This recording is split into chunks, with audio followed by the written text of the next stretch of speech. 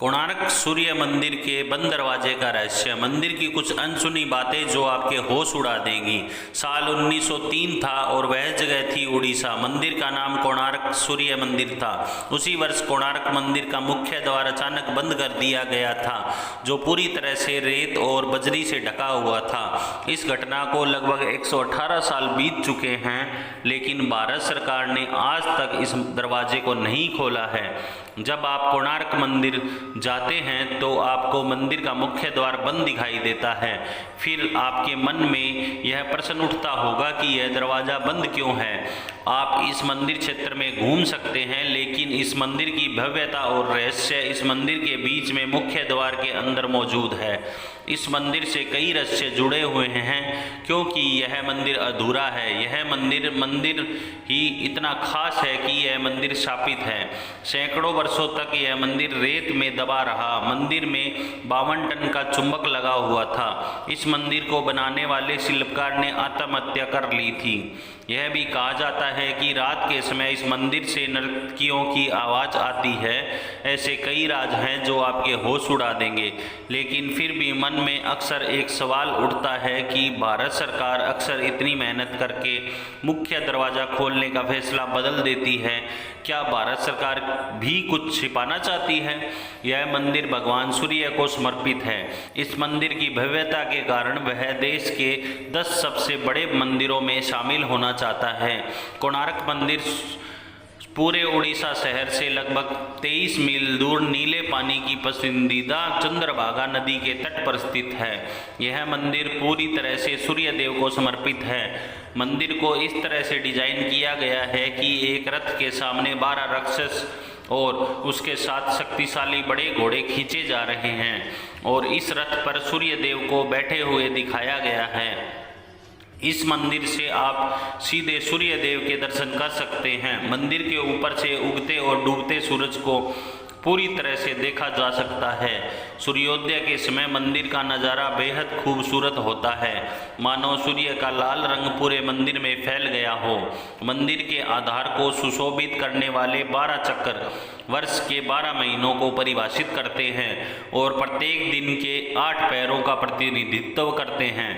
मंदिर को 2 भागों में विभाजित किया गया है, जिनमें से पहला सूर्य की किरणों के संपर्क में था, और कहा जाता है कि मंदिर की मूर्ति में कांच और हीरे जैसी धातु से प्रवेश किया गया था, जिसे इसकी छाया पर बनाया गया था। वहीं मंदिर की कलाकृति में इंसानों को हाथियों और शेरों द्वारा प्रताड़ित किया जाता है, और यह धन व गौरव का प्रतीक भी है और ज्ञानवर्धक भी है। इस मंदिर के बारे में कहा जाता है कि इस रोग की शुरुआत भगवान श्री कृष्ण के पुत्र शंबा के श्राप से हुई थी।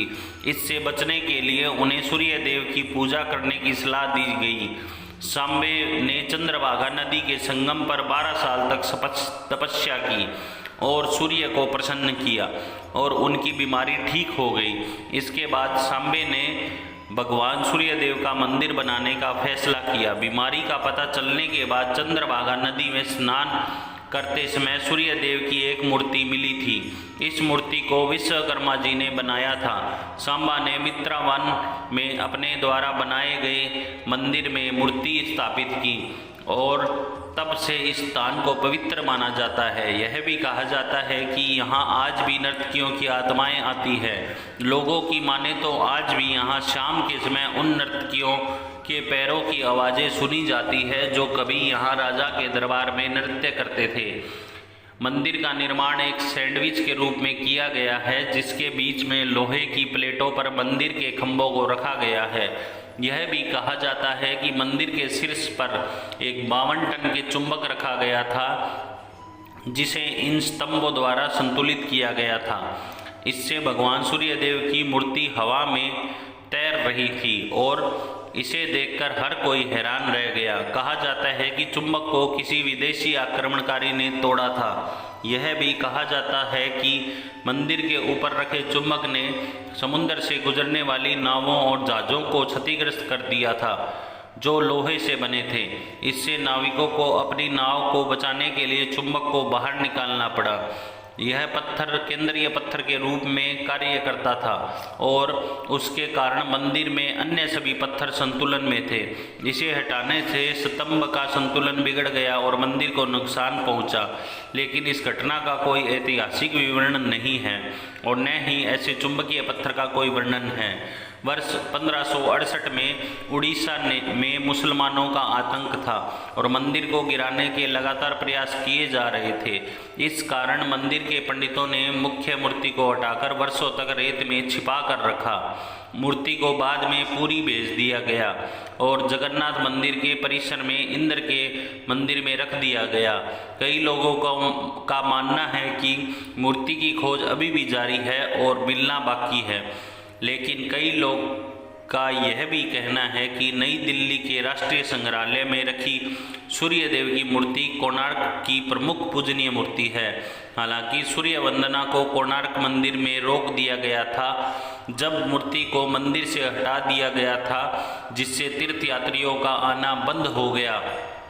धीरे धीरे मंदिर में पूजा की गतिविधियों के बंद होने के कारण यह पूरी तरह से उजड़ गया और कई वर्षों तक रेत और जंगल से ढका रहा।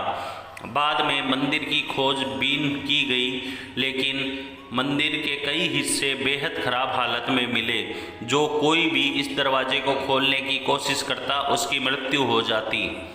दोस्तों, आपको ये कहानी कैसी लगी कृपया कमेंट करके ज़रूर बताएं।